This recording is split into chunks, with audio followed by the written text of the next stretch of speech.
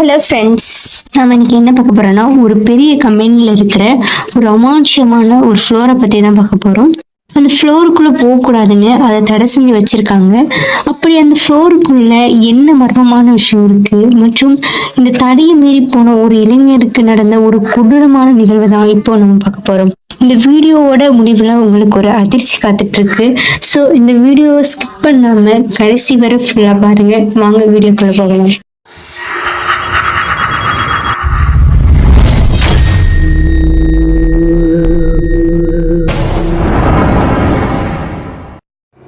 சரியா 2024 தினேஷ்னு ஒருத்தர் புதுசா ஒரு கம்பெனில வேலைக்கு சேர்ந்தாரு. அந்த கம்பெனியை பத்தி சொல்லணும்னா 15 ஃப்ளோர்ஸ் கொண்ட ஒரு மிகப்பெரிய கம்பெனி. ஆனா அந்த கம்பெனில 13வது ஃப்ளோருக்கு மட்டும் யாருமே போக மாட்டாங்க. இந்த 13வது ஃப்ளோரை பத்தி தினேஷ் அங்க வேலை பார்க்கறவங்கிட்ட கேட்டாரு.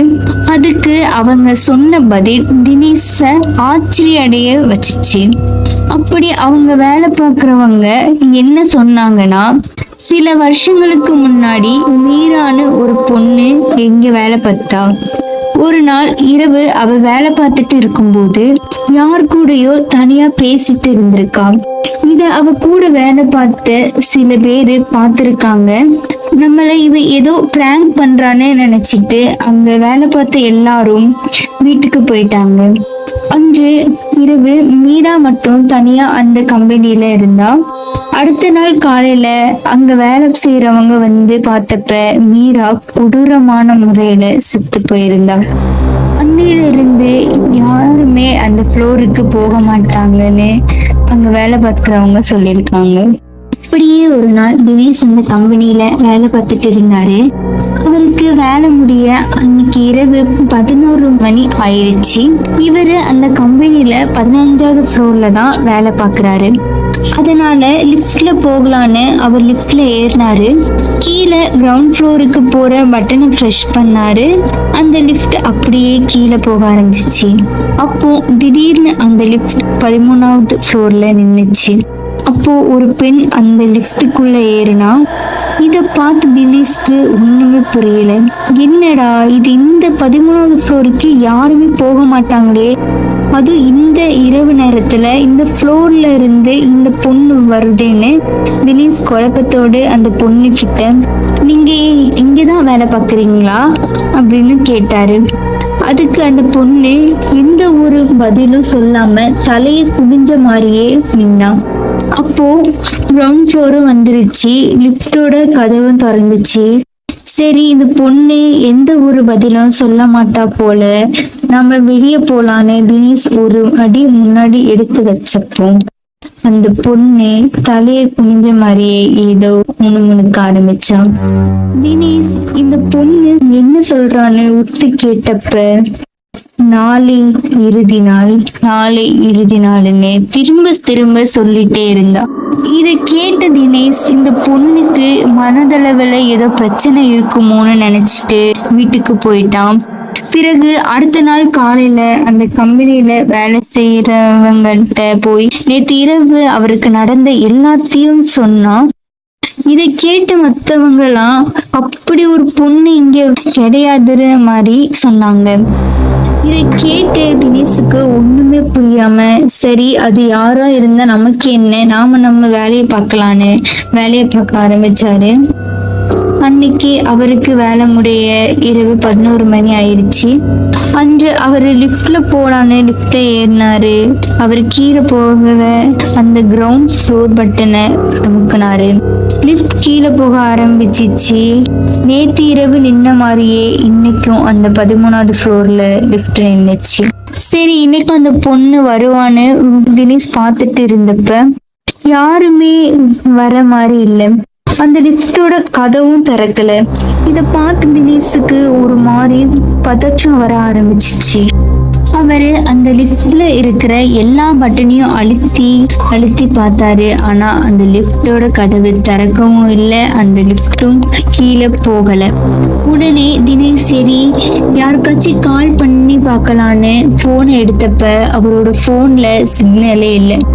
பயத்திலேயே என்ன பண்றதுன்னு தெரியாம தினேஷ் குழம்பி போய் நின்னப்ப ஒரு மாதிரி கெட்ட நாத்தம் அடிக்க ஆரம்பிச்சிச்சு. அப்போ அந்த லிஃப்டோட கதவு தானா திறந்துச்சு. இத பார்த்த தினேஷ், அப்பாடா இப்படியோ லிஃப்டோட கதவு திறந்துருச்சு, சரி இந்த கெட்ட நாத்தம் எங்க இருந்து வருதுன்னு பார்ப்போன்னு அந்த லிஃப்ட்ல இருந்து வெளியே வந்து அந்த 13வது ஃப்ளோருக்குள்ள போனா அந்த ஃப்ளோர் பார்க்கறதுக்கு பாலடைஞ்சு போய் ரொம்ப மோசமான நிலைமையில இருந்துச்சு. தினேஷ் கொஞ்சம் உள்ள போய் பார்க்கும்போது இவரு கூட நேற்று லிஃப்ட்ல வந்த அந்த பொண்ணு கொடூரமான முறையில செத்து பணமா இருந்தாங்க. இத பார்த்த தினேஷ் பயத்துல உறைஞ்சு போயிட்டாரு. அப்போ அந்த பொண்ணோட கழுத்துல ஒரு ஐடிங் கார்டு இருந்துச்சு. அத தினேஷ் பார்த்தப்ப இந்த பொண்ணோட பேரு மீரான்னு இருந்துச்சு. அப்போதான் அவருக்கு புரிஞ்சிச்சு இது சில வருஷங்களுக்கு முன்னாடி செத்து போன மீரான்னு. இத பார்த்து தினேஷ் நடுநடுங்கி போய் நின்னப்ப ஒரு கொடூர சிரிப்பு சத்தம். தினேஷ் மெல்லமா குனிஞ்சு பார்த்தப்ப அந்த பணம் எந்திரிச்சு உட்கார்ந்து கொடூரமான முறையில சிரிச்சிட்டு இருந்துச்சு. இத பார்த்த உடனே தினேஷ்க்கு ஈரக்கொலையெல்லாம் நடுநடுங்கி போயிருச்சு. உடனே தினேஷ் வேகமாக படியேற திசையை நோக்கி ஓடுறாரு. அப்போ இன்னைக்குதான் உனக்கு இறுதி நாள், இன்னைக்குதான் உனக்கு இறுதி நாள்னு அந்த பொணம் திரும்ப திரும்ப சொல்லிட்டு இருந்துச்சு. இத கேட்ட தினேஷ் தன்னால முடிஞ்ச அரை வேகமா ஓடுறாரு. அப்போ திடீர்னு அந்த பொணம் அவர் முன்னாடி வந்து பல்லார்னு அரைஞ்சுது. அங்கேயே தினேஷ் மயங்கி விழுந்துட்டாரு. பிறகு ரொம்ப நேரம் கழிச்சு தினேஷ் கண்ணை முழிச்சாரு. அப்போ அதிகாலை 7 மணி ஆயிடுச்சு. அங்க அந்த பேயும் இல்ல. உடனே தினேஷ் வேக வேகமாக வீட்டுக்கு போனாரு. அவரு வீட்டு பக்கத்துல போனப்ப அவரு வீட்டுக்கு முன்னாடி நிறைய பேரு கூட்டமா நின்னுட்டு இருந்தாங்க.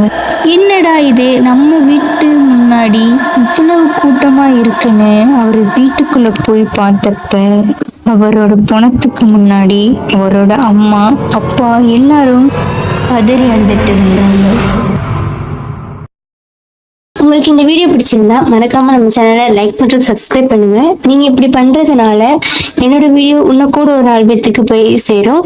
ஸோ எனக்கு பெரிய ஹெல்ப்ஃபுல்லா இருக்கும். ஸோ வீடியோ உங்களுக்கு பிடிச்சிருந்தா மறக்காம லைக் மற்றும் சப்ஸ்கிரைப் பண்ணிடுங்க. தேங்க்யூ.